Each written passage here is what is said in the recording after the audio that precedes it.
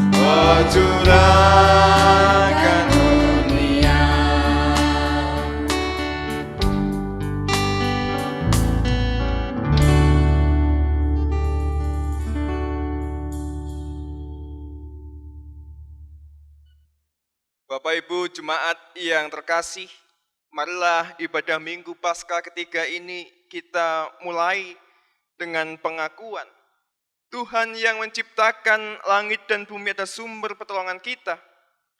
Kasih karunia, rahmat, dan damai sejahtera dari Allah Bapa kita dan Tuhan Yesus Kristus menyertai saudara sekalian. Amin.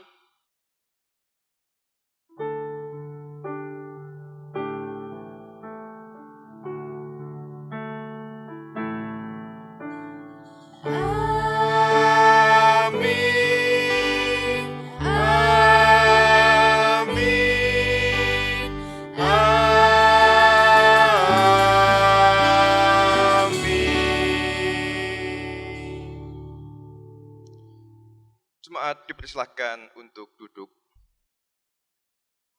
Bapak Ibu Jemaat yang terkasih, marilah saat ini di pagi yang indah ini bersama dengan sanak keluarga, dengan orang-orang yang terkasih, kita memuji dan memuliakan nama Tuhan kita dengan bersama-sama kita menyanyikan Kidung Jemaat 64, baitnya yang pertama, kedua, dan yang ketiga. Bila kulihat bintang gemerlapan.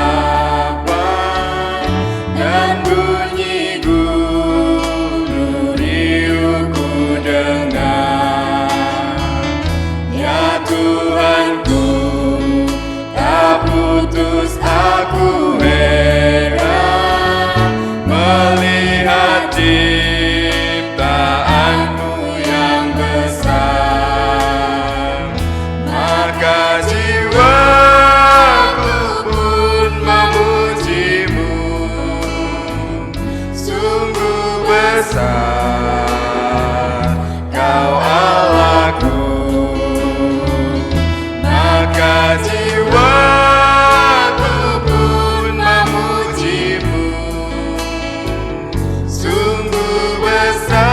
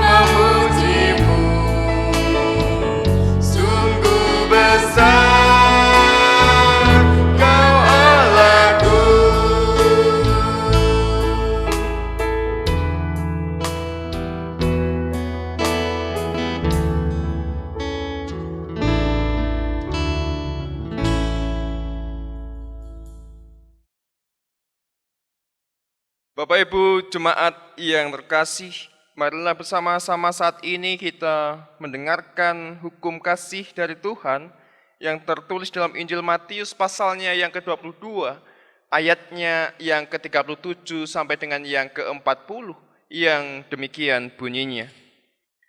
Kasihilah Tuhan Allahmu dengan segenap hatimu, dan dengan segenap jiwamu, dan dengan segenap akal budimu. Itulah hukum yang utama dan yang pertama.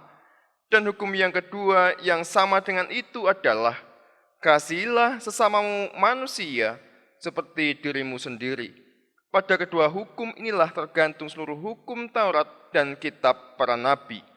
Bapak Ibu Jemaat yang terkasih, bila bersama-sama kita melihat kehidupan kita di masa-masa yang sulit ini, nyata sekali bahwa kita belum dapat menjalankan hukum kasih ini karena kerap kali kita hanya mencintai diri kita sendiri dan mengabaikan sesama kita. Oleh sebab itu, mari bersama-sama saat ini kita sesali dosa-dosa kita dengan bersama kita naikkan Kidung Jemaat nomor 407, bait yang pertama, kedua, dan yang ketiga. Tuhan Kau Gembala kami.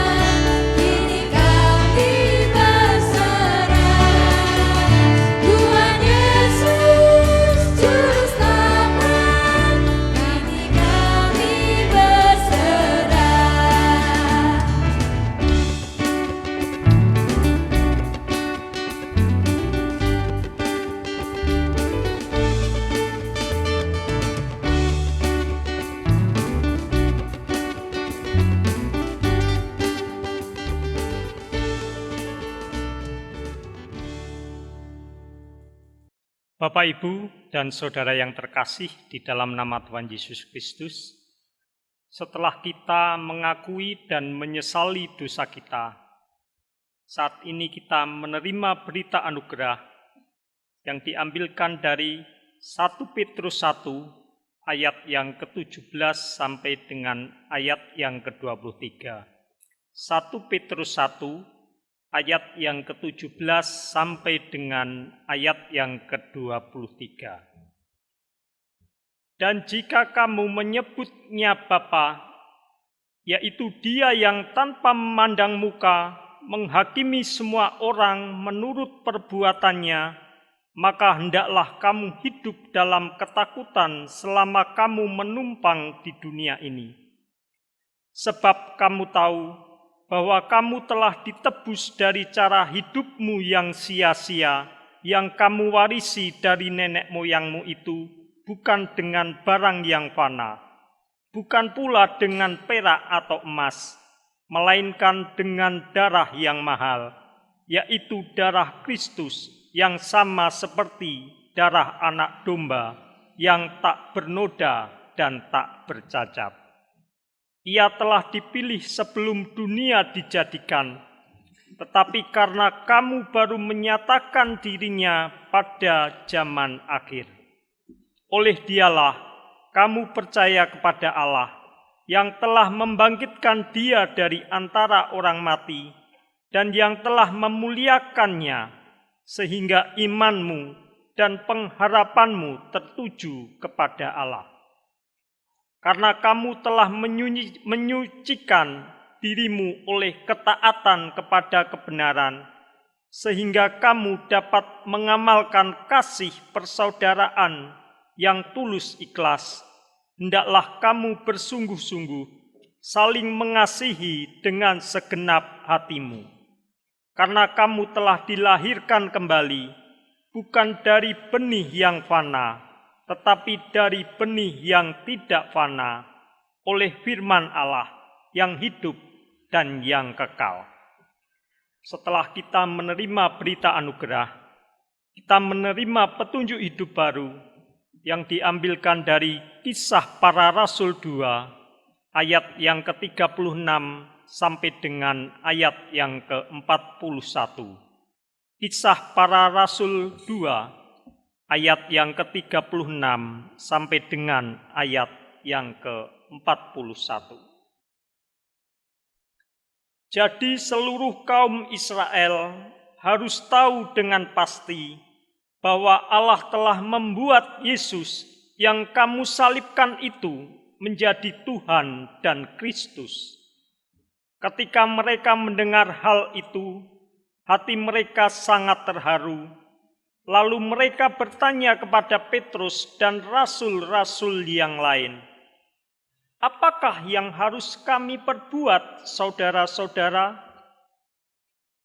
Jawab Petrus kepada mereka, "Bertobatlah dan hendaklah kamu masing-masing memberi dirimu dibaptis dalam nama Yesus Kristus untuk pengampunan dosamu, maka kamu akan menerima karunia Roh Kudus.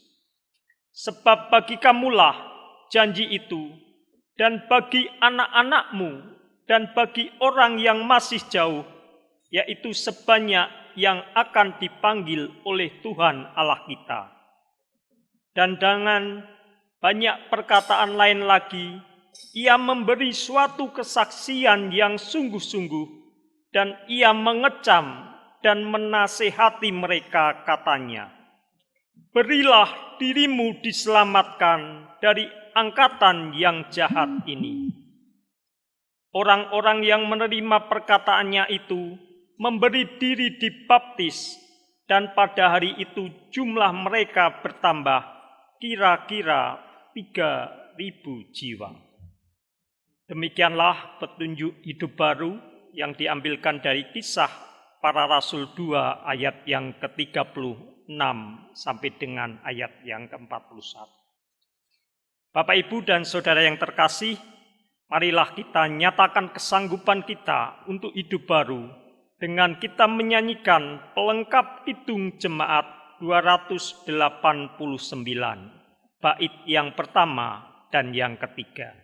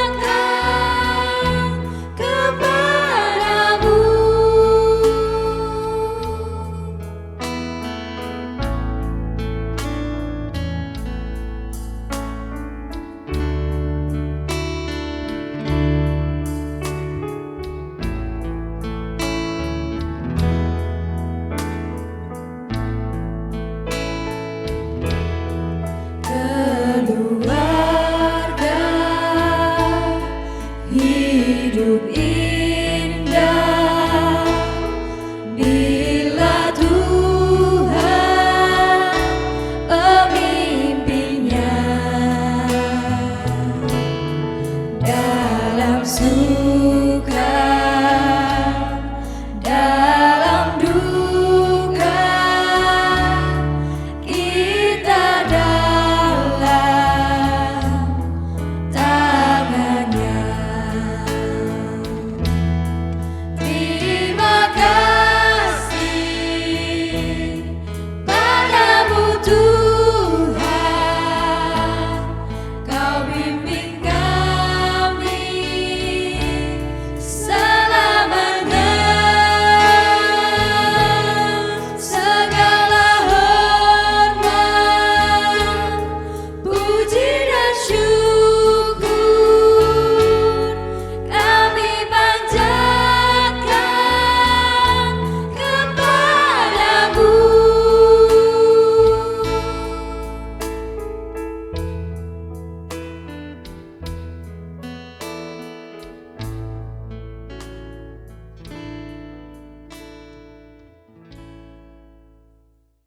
Bapak Ibu jemaat yang terkasih, marilah saat ini bersama-sama kita satukan hati pikiran kita. Kita masuk dalam doa syukur dan syafaat kita. Saya akan memimpin, mari kita berdoa. Tuhan Allah kami yang Maha Kasih, kami menghadap kehadirat-Mu dalam keadaan yang sama di tengah pandemi corona yang sedang melanda bangsa-bangsa di dunia, termasuk bangsa kami Indonesia. Ya Tuhan, Engkau pasti tahu bagaimana keadaan kami yang tengah kesusahan, ketakutan, kami yang mengalami banyak kekhawatiran. Tetapi di tengah semuanya itu ya Tuhan, kami masih boleh merasakan kasih karunia, pemeliharaan-Mu atas diri, atas keluarga kami, atas tempat di mana kami hidup. Oleh sebab itu ya Tuhan, di pagi yang indah ini, kami masih boleh bersama dengan sanak saudara kami, dengan anak cucu, istri, orang tua kami boleh berkumpul mengadakan ibadah di rumah kami masing-masing. Ya Tuhan, di tengah ketakutan, di tengah kebimbangan, di tengah persoalan hidup yang kami alami saat ini ya Tuhan, kami berdoa untuk bangsa dan negara kami Indonesia ya Tuhan, yang saat ini kami bersama-sama tengah berjuang untuk mengatasi pandemi corona yang ada di Indonesia ini.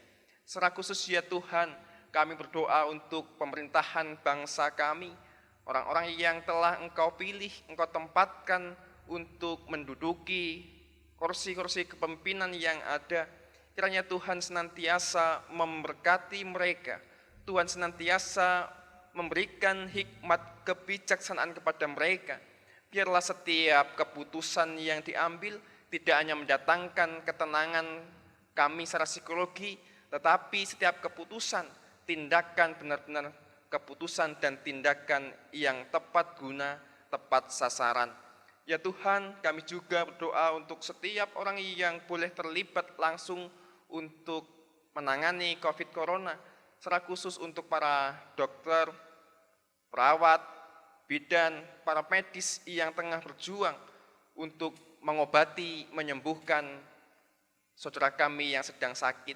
Biarlah Tuhan senantiasa memberikan kesehatan, sukacita mereka di tengah-tengah kepadatan yang mereka alami, di tengah kesuntukan yang tengah mereka alami. Demikian juga mereka yang saat ini masih tengah bekerja, baik di sebagai Polri maupun pegawai-pegawai swasta yang tidak bisa libur karena tetap masuk di kantornya. Tuhan juga senantiasa memberkati mereka, lindungilah mereka ya Tuhan.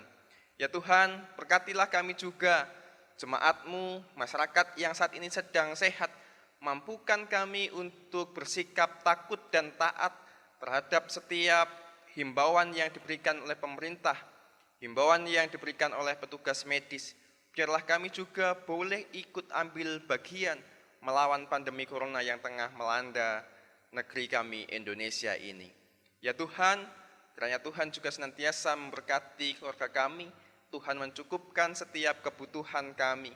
Biarlah kami boleh senantiasa hidup dengan bercukupan karena kasih kemurahan-Mu di tengah-tengah kehidupan kami.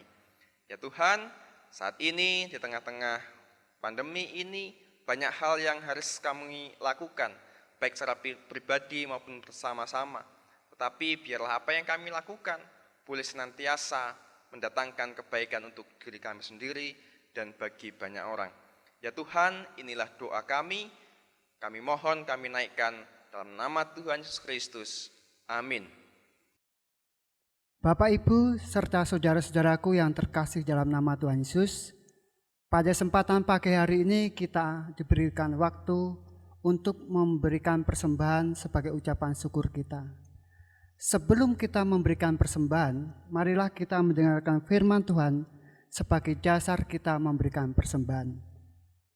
Ayat persembahan diambil dari Mazmur 116 ayat 1 sampai 4, dilanjutkan ayat 12 sampai 19. Mazmur 116 ayat 1 sampai 4, dilanjutkan ayat 12 sampai 19. Demikian firman Tuhan. Terluput dari belenggu maut. Aku mengasihi Tuhan, sebab Ia mendengarkan suaraku dan permohonanku. Sebab Ia menyandangkan telinganya kepadaku, maka seumur hidupku aku akan berseru kepadanya. Tali-tali maut telah meliliti aku, dan kegentaran terhadap dunia orang mati menimpa aku. Aku mengalami kesesakan dan kedukaan. Tetapi aku menyerukan nama Tuhan, ya Tuhan, luputkanlah kiranya aku. Mereka mengelilingi aku seperti lebah, mereka menyala-nyala seperti api duri. Demi nama Tuhan, sesungguhnya aku pukul mereka mundur. Aku ditolak dengan hebat sampai jatuh, tetapi Tuhan menolong aku. Tuhan itu kekuatanku dan mazmurku. Ia telah menjadi keselamatanku. Suara sorak-sorai dan kemenangan di kemah orang-orang benar.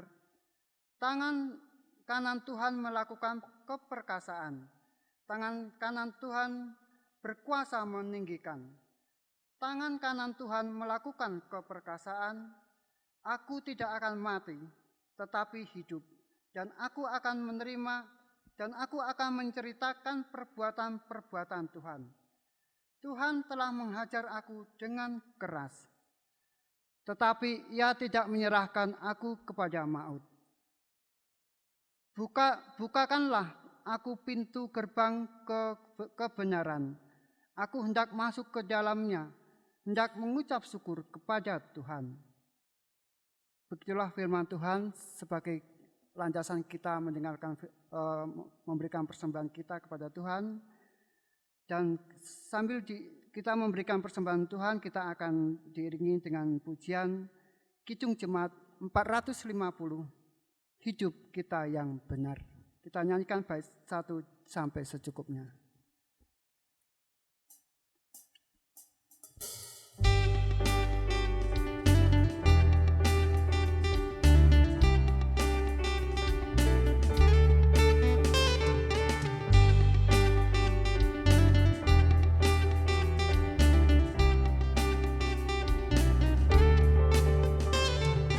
Hidup kita yang benar haruslah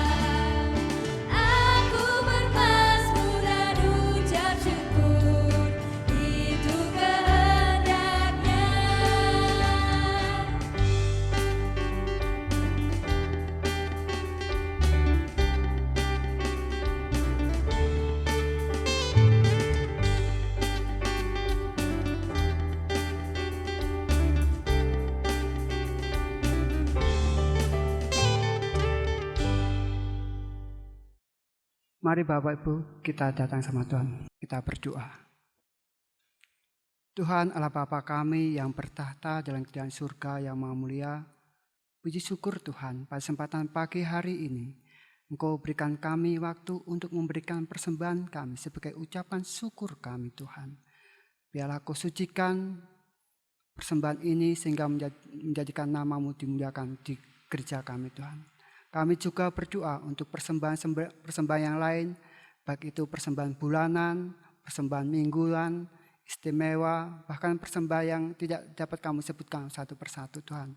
Engkau juga berkati dan sucikan Tuhan. Berkatilah tangan-tangan orang yang memberikan persembahan ini sebagai ucapan syukur mereka Tuhan. Terima kasih Bapa. Sebentar lagi kami akan mendengarkan firman-Mu yang akan disampaikan oleh Bapak Pendeta Risnandar.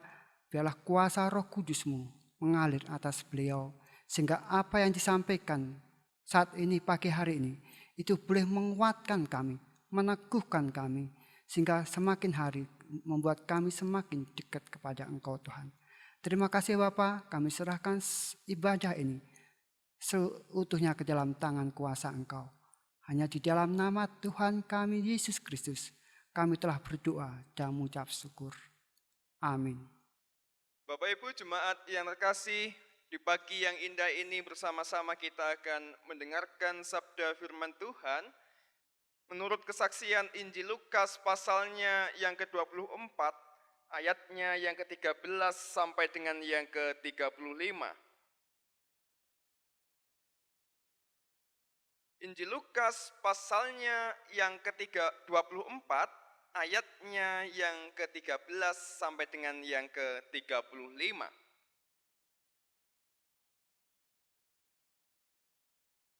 Injil Lukas pasalnya yang ke-24, ayatnya yang ke-13 sampai dengan yang ke-35. Lembaga Alkitab Indonesia memberikan judul Yesus menampakkan diri di jalan ke Emmaus. Pada hari itu juga dua orang dari murid-murid Yesus pergi ke sebuah kampung bernama Emmaus yang terletak kira-kira 7 mil jauhnya dari Yerusalem. Dan mereka bercakap-cakap tentang segala sesuatu yang telah terjadi. Ketika mereka sedang bercakap-cakap dan bertukar pikiran, datanglah Yesus sendiri mendekati mereka, lalu berjalan bersama-sama dengan mereka. Tetapi ada sesuatu yang menghalangi mata mereka, sehingga mereka tidak dapat mengenali Dia. Yesus berkata kepada mereka, "Apa yang kamu percakapkan sementara kamu berjalan?" Maka berhentilah mereka dengan muka muram. Seorang dari mereka namanya Kleopas menjawab, "Adakah engkau satu-satunya orang asing di Yerusalem yang tidak tahu apa yang terjadi di situ pada hari-hari belakangan ini?" Katanya kepada mereka, "Apakah itu?"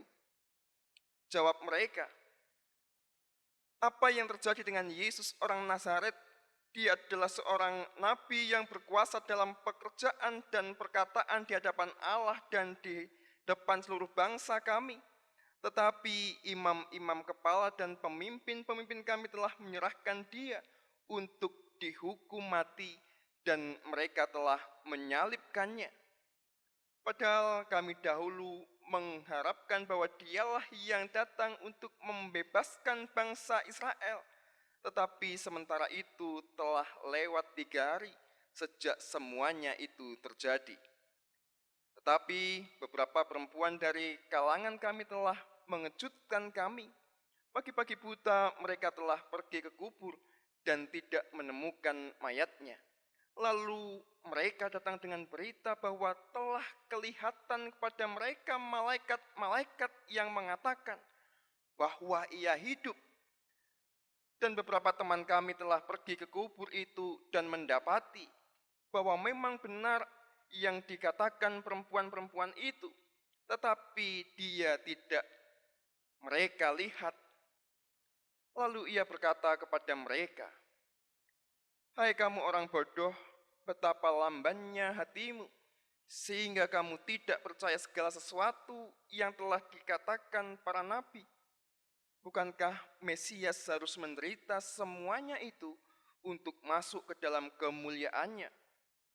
Lalu ia menjelaskan kepada mereka apa yang tertulis tentang dia dalam seluruh kitab suci, mulai dari kitab-kitab Musa dan segala kitab nabi-nabi. Mereka mendekati kampung yang mereka tuju, lalu ia berbuat seolah-olah hendak meneruskan perjalanannya. Tetapi mereka sangat mendesaknya, katanya, "Tinggallah bersama-sama dengan kami, sebab hari telah menjelang malam dan matahari terbenam." Lalu masuklah ia untuk tinggal bersama-sama dengan mereka. Waktu ia duduk makan dengan mereka, ia mengambil roti, mengucap berkat, lalu memecah-mecahkannya dan memberikannya kepada mereka. Ketika itu terbukalah mata mereka dan mereka pun mengenal dia, tetapi ia lenyap di tengah-tengah mereka. Kata mereka seorang kepada yang lain, "Bukankah hati kita berkobar-kobar ketika kita berbicara dengan kita di tengah jalan dan ketika ia menerangkan kitab suci kepada kita?" Lalu bangunlah mereka dan terus kembali ke Yerusalem. Di situ mereka mendapati ke-11 murid itu. Mereka sedang berkumpul bersama-sama dengan teman-teman mereka. Kata mereka itu, "Sesungguhnya Tuhan telah bangkit dan telah menampakkan diri kepada Simon." Lalu kedua orang itu pun menceritakan apa yang terjadi di tengah jalan dan bagaimana mereka mengenal dia pada waktu ia memecah-mecah roti. Bapak Ibu, demikian jauh pembacaan Injil kita pagi hari ini. Yang berbahagia adalah kita yang membaca, merenungkan, terlebih kita yang berusaha melakukannya dalam kehidupan kita sehari-hari. Haleluya, amin.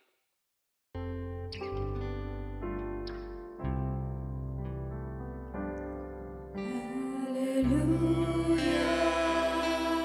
haleluya, haleluya.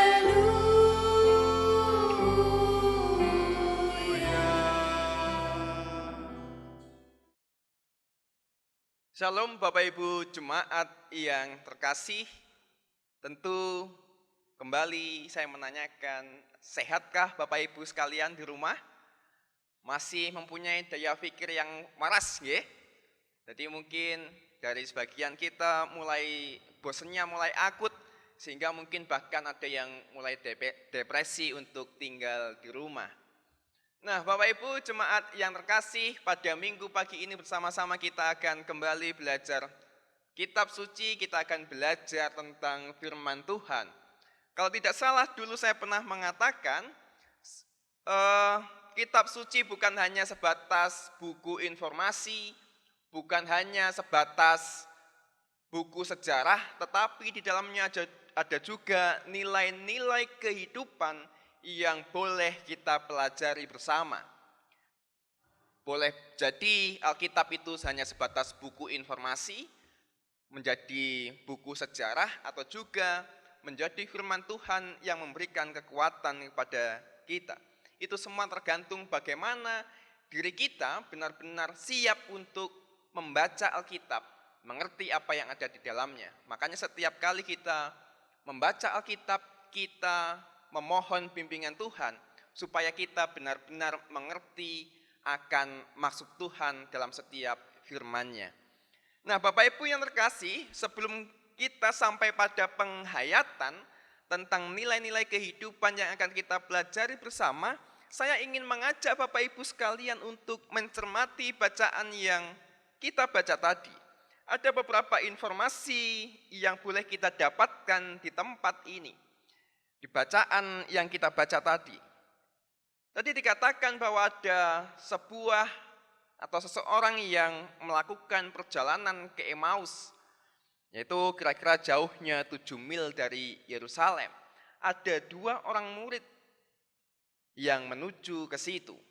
Nah, Bapak Ibu yang terkasih, itu adalah informasi yang boleh kita dapat. Tadi juga ada mereka bercakap-cakap dengan Kristus, mereka bercakap-cakap tentang segala sesuatu yang terjadi di tempat itu, di Yerusalem, dan kejadian-kejadian yang tengah terjadi kejadian-kejadian yang tengah viral di Yerusalem. Tapi menarik Bapak Ibu, ayat yang kita baca saat ini, saya menunjukkan bagian mana yang menarik. Kalau di awal diceritakan bahwa orang yang pergi ke Emmaus itu adalah murid Yesus, 2 orang murid Yesus. Tapi sepertinya ini bukan murid-murid Yesus yang pertama, 12 murid Yesus. Tadi kalau di bacaan akhir disebutkan 11 karena mungkin Yudas sudah mati, jadi 11. Tetapi sepertinya ini adalah 2 murid dari sekian banyak murid yang dimiliki oleh Yesus. Tadi dikatakan bahwa ketika mereka bercakap-cakap dengan Yesus, mereka tidak menyadari bahwa yang diajak bercakap-cakap itu adalah Yesus. Nah, Bapak Ibu kalau mungkin hanya membaca sekilas saja, tidak ada yang aneh dengan perikop ini. Tetapi Bapak Ibu mari kita berlogika. Bayangkan dengan jelas di ayat ini mengatakan, menuliskan bahwa 2 orang yang melakukan perjalanan ke Emmaus ini adalah 2 orang murid Yesus. Lalu bagaimana 2 orang murid Yesus, mereka tidak mengenali gurunya sendiri? Aneh bukan? Seorang murid tidak mengenali gurunya sendiri. Tadi dikatakan, dijelaskan ada sesuatu yang menghalangi mata mereka. Oke, Bapak Ibu, secara logika memang perjalanan 2 murid ini menuju ke barat. Artinya mereka menuju pada matahari yang tenggelam. Secara logika ketika kita berjalan menatap cahaya, menatap matahari, tentu mata kita akan menjadi sedikit rabun karena cahayanya, karena silaunya. Oke, itu boleh menjadi logika yang masuk dalam pikiran kita. Tetapi Bapak Ibu yang terkasih, bukankah Allah mengaruniakan banyak indera dalam kehidupan di dalam tubuh kita? Dan sedangkan di dalam teks diceritakan hanya 1 indera saja yang bermasalah. 1 indera saja yang tidak berfungsi dengan baik pada waktu itu, yaitu mata mereka yang terhalang sesuatu. Lalu bagaimana dengan telinga mereka? Sejatinya telinga mereka baik. Telinga mereka itu normal karena mereka bisa mendengar. Bapak Ibu bisa membayangkan kenapa saya mengatakan telinga mereka normal bisa mendengar. Mungkin kadangkala kita itu bisa mengenali orang lain tanpa memandang wajahnya, hanya dengan suaranya. Mungkin ketika Bapak Ibu di dalam rumah, terus di luar ada orang ngobrol, oh itu suaranya Pak Eka, oh itu suara motornya Bapak, oh itu suara motornya Ibu. Dengan kebiasaan kita mendengarkan, kita bisa mengenali orang yang tidak kita lihat. Tetapi lihatlah mereka. Lihatlah 2 orang murid Yesus yang berjalan menuju Emmaus itu, mata mereka terhalang oleh sinar matahari sehingga mereka tidak bisa melihat Yesus. Tetapi indera mereka yang lain kenapa tidak berfungsi? Jauh lebih dalam lagi, tidak hanya sebatas indera Bapak Ibu yang terjadi atas murid-murid ini. Bersama-sama kita tahu bahwa para murid ini mengalami guncangan emosional, mengalami guncangan yang cukup hebat dalam jiwa mereka. Bagaimana tidak, bahwa mereka kehilangan sosok yang diagungkan, mereka kehilangan sosok yang menjadi panutan, sosok yang akan membebaskan. Bapak Ibu, di ayat yang ke-21 dikatakan, padahal kami dahulu mengharapkan bahwa dialah yang datang untuk membebaskan bangsa Israel. Tetapi sementara itu telah lewat 3 hari sejak semuanya itu terjadi. Ada sebuah harapan dari umat Israel, dari bangsa Yahudi, mereka bangsa yang terjajah, mereka bangsa yang menunggu Mesias. Mereka bersukacita atas kehadiran Yesus di tengah-tengah kehidupan mereka. Tetapi sekonyong-konyong, tiba-tiba harapan itu menjadi pupus karena pahlawan karena sosok yang dianggap akan membawa pembebasan kepada mereka, malah mati dengan cara yang tragis, disalibkan, diolok, dihina, dicaci maki. Bukan hanya itu saja, 3 hari genap setelah peristiwa penyaliban itu, mayatnya tidak ada.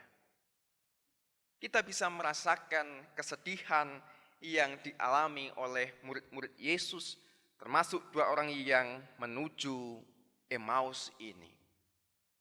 Bapak Ibu yang terkasih, jika kita melihat kehidupan kita setiap harinya, jikalau kita mau menulisnya dan mengakuinya secara jujur, ada banyak permasalahan hidup yang kita alami. Dari hal-hal yang sepele, hal-hal yang kecil, sampai hal-hal yang besar, mungkin tidak bisa diselesaikan dalam waktu 1-2 hari, 1 minggu, sebulan, ataupun bertahun-tahun. Banyak permasalahan yang kita hadapi. Nah, kerap kali satu permasalahan yang begitu besar, begitu rumit, tidak bisa kita selesaikan dan mendatangkan kekecewaan dalam hati kita, mendatangkan kesedihan, kerap kali itu melumpuhkan semua indera yang kita miliki. Kerap kali kesusahan, kesedihan, permasalahan yang tidak terselesaikan membuat kita menjadi orang yang tidak sehat. Bukan tidak sehat secara fisik, tetapi secara psikologis. Mungkin kita bisa terlihat sempurna dalam fisik kita. Kita mungkin lebih beruntung karena kita memiliki 2 tangan dan 2 kaki. Karena di luar sana ada orang yang tidak memiliki kaki, tidak memiliki lengan. Tetapi itu bukanlah gambaran dari jiwa kita. Bukan gambaran seutuhnya dari apa yang ada dalam hati kita. Kerap kali kesedihan, kesusahan, ketakutan, kekhawatiran, permasalahan yang tidak bisa diselesaikan, itu melumpuhkan indera-indera kita yang seharusnya bisa membantu kita untuk bertindak yang baik, berpikir yang logis, berpikir yang jernih. Bapak Ibu yang terkasih, peristiwa ini juga dialami oleh 2 orang murid yang menuju ke Emmaus. Karena kesedihan, ketakutan, pengharapan mereka yang pupus, mereka tidak bisa mengerti kehadiran Yesus yang bersama-sama dengan mereka, menemani mereka di sepanjang perjalanan dari Yerusalem menuju ke Emmaus. Kesedihan melanda kehidupan mereka, dan itu menjadikan mereka kehilangan kemampuan fisik mereka. Mereka tidak dapat menggunakan indera mereka dengan baik. Bapak Ibu yang terkasih, saat ini bersama-sama, bukan hanya Bapak Ibu dan keluarga Bapak Ibu saja, tetapi saya juga, tetapi bangsa ini dan seluruh bangsa-bangsa tengah bersedih karena pandemi corona yang tengah mewabah. Tapi adakah satu permasalahan ini membuat kita begitu ketakutan, membuat kita begitu khawatir, membuat kita kehilangan kemampuan diri kita untuk terus berjalan, terus bangkit, terus berbagi? Bapak Ibu yang terkasih dalam Tuhan Yesus Kristus, menarik juga kita perhatikan apa yang dialami kedua murid ini. Ketika mereka ada bersama dengan Yesus dalam sebuah ruangan, ketika mereka duduk, ketika mereka menerima roti dari Yesus, baru tersadarlah mereka bahwa selama dalam perjalanan, orang yang bercakap-cakap dengan dia adalah Yesus. Mereka baru sadar ketika hari menjelang malam. Artinya sudah lama sekali perjalanan itu mereka tempuh. Sudah berjam-jam waktu yang mereka habiskan bersama-sama dengan Yesus. Tetapi mereka tidak bisa mengenal siapa Yesus, bahkan dengan suara yang tidak asing tentunya bagi seorang murid. Bapak Ibu yang terkasih, mungkin kerap kali ini juga boleh kita ambil sebagai pelajaran yang baik. Kerap kali di tengah kesibukan pekerjaan kita berjalan begitu cepat, kita berjalan begitu ngebut, kita berjalan tanpa menoleh kanan kiri, mungkin bahkan kita berjalan tanpa beristirahat. Tetapi ketika kita duduk, ternyata ada hal-hal baik yang boleh kita lihat dalam diam kita. Ternyata ketika kita berdiam diri bersama dengan orang-orang yang ada di sekeliling kita, itu menjadi sesuatu yang indah. Dan kita boleh melihat bahwa kehadiran Tuhan di dalam kehidupan kita melalui orang-orang terdekat kita. Waktu ini memang waktu yang sulit bagi kita semua, tetapi ada keindahan dalam setiap kesulitan yang kita alami. Keindahannya adalah kita memiliki waktu yang banyak untuk bisa duduk, membagi berkat, membagi duka, membagi cerita.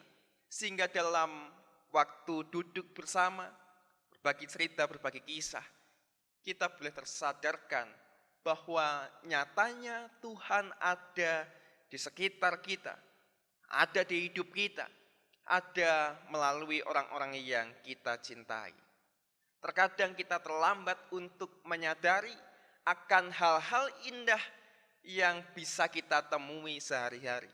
Mengapa kita tidak menyadarinya? Karena kita hidup terlalu cepat dan kita berjalan ibarat kita sedang mengejar bis yang meninggalkan kita. Di waktu yang tidak baik ini, ada kebaikan Tuhan yang boleh kita rasakan. Oleh sebab itu, Bapak Ibu yang terkasih, mari bersama kita boleh menikmati waktu yang susah ini dengan menikmatinya bersama dengan orang-orang yang kita kasihi. Tuhan memberkati kita sekalian. Amin. Saat teduh untuk kita semua.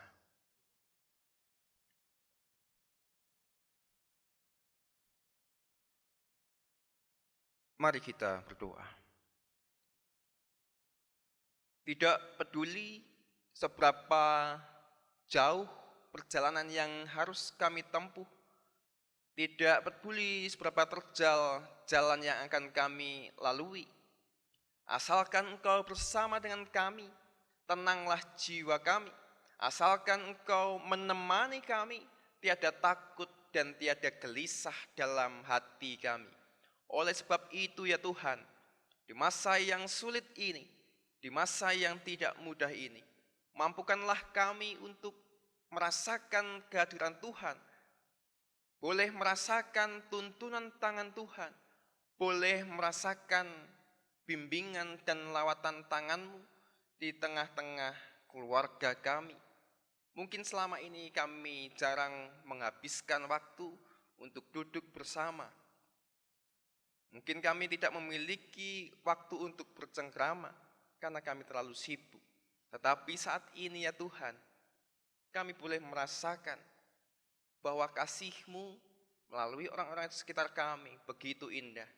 Kasih-Mu begitu hangat, kasih-Mu begitu menenangkan.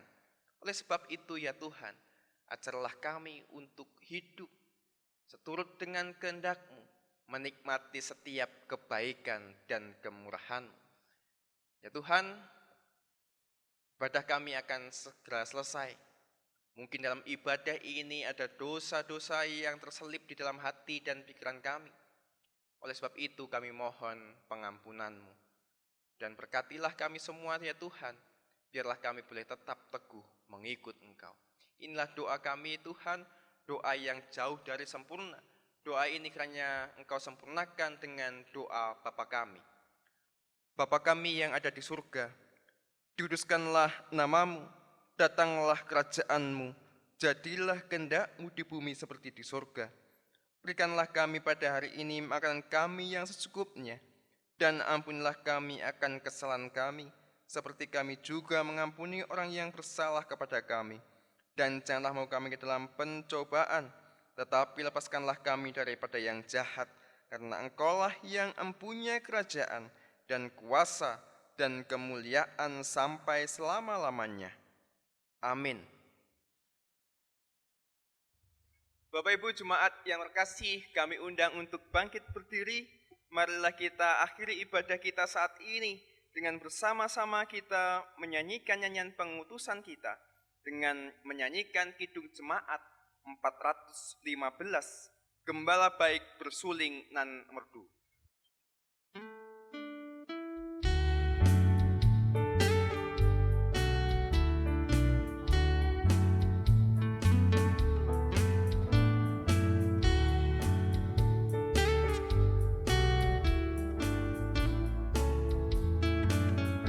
Gembala baik bersuling nan merdu, membimbing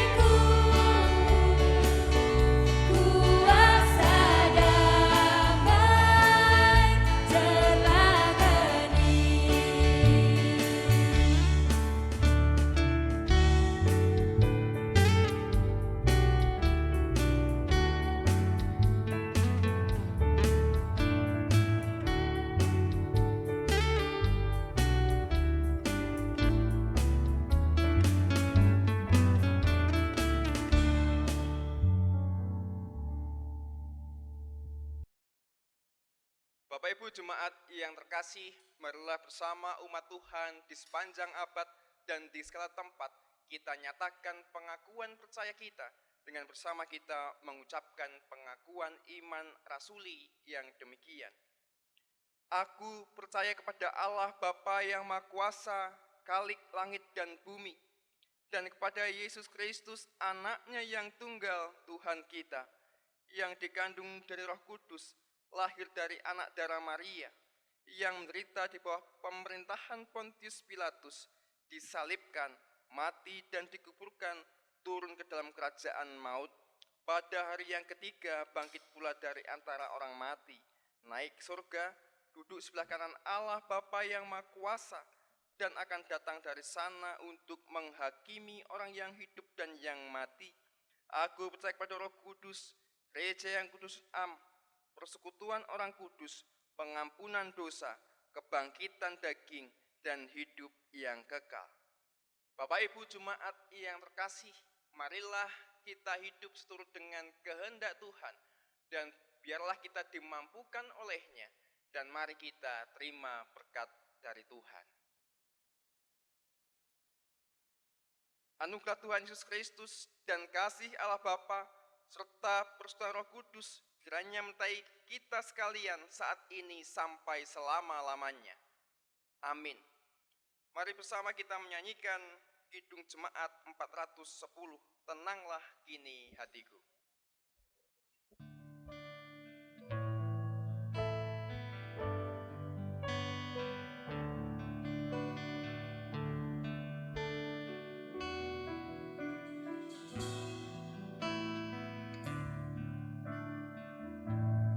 Tenanglah kini hatiku, Tuhan memimpin langkahku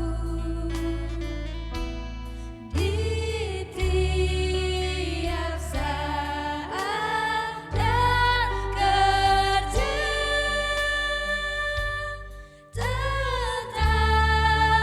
Ku rasa tangannya, Tuhanlah yang membimbingku, tanganku dipegang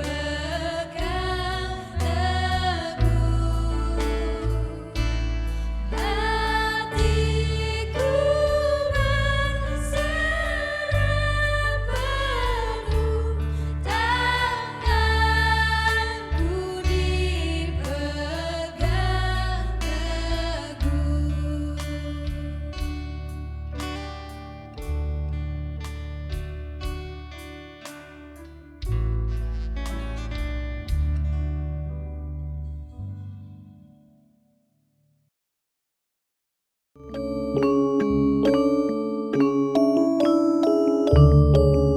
SD Kristen Manis Renggo beralamat di Randu Keling, Desa Tanjung Sari, Manis Renggo, Klaten.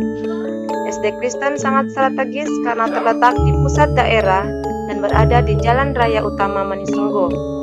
Dipimpin oleh Kepala Sekolah Bapak Didik Joko Suseno, Sarjana Pendidikan, dibantu dengan para Dewan Guru, bersama-sama berusaha untuk mendidik siswa dan siswi agar dapat berkembang maksimal baik secara intelektual, karakter, dan spiritual.